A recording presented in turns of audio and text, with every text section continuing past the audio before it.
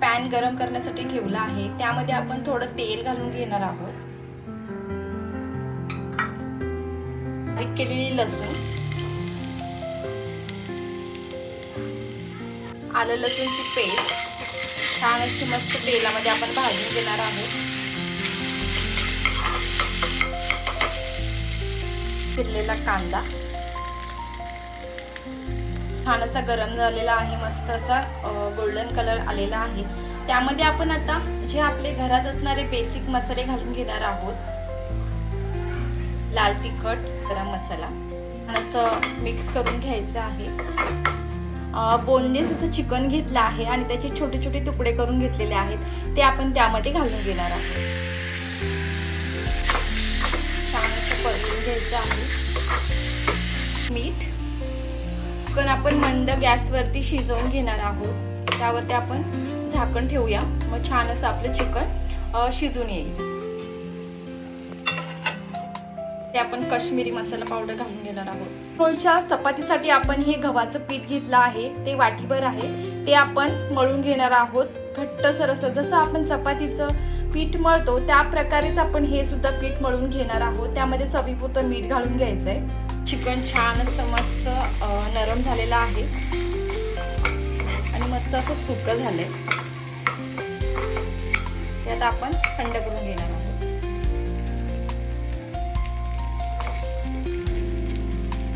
पिठामध्ये आपण चिमूटभर असा सोडा घालून घेणार आहोत. जो खायचा सोडा आहे तो आपण घालून घेणार आहोत आणि छान असं पीठ पाणी घालून मळून घेणार आहोत.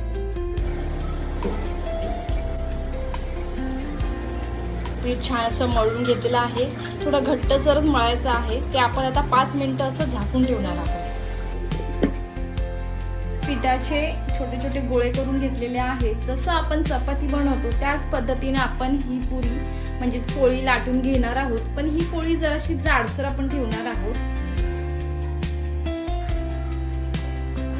गोल पोळीच लाटून घेणार आहोत आपण.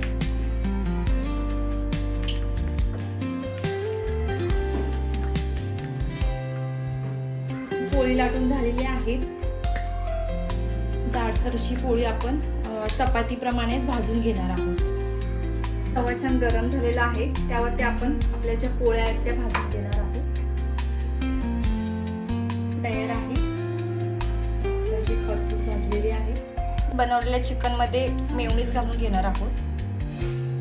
आवडीनुसार मेयोनीज घालून घ्यायचे. पेरी पेरी मसाला, पिझ्झा पास्ता सॉस आहे. मिश्रण छान असं एकजीव करून घेणार आहोत.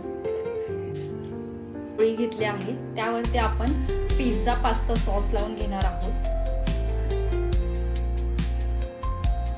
शेजवान तिखट तुम्ही तुमच्या आवडीनुसार घेऊ शकता. त्यानंतर आपण थोडी मेयोनीज घालून घेणार आहोत. नंतर हे आपण सगळं असं पसरवून घ्यायचंय.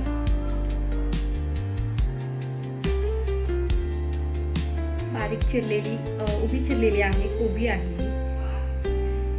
भाज्या तुम्ही तुमच्या आवडीनुसार घेऊ शकता. त्यामध्ये मी गाजर सुद्धा ऍड केलंय.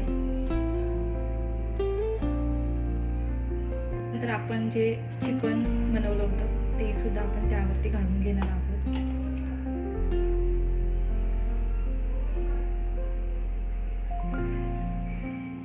आता फोल्ड करून घेणार आहोत, रोल करून घेणार आहोत.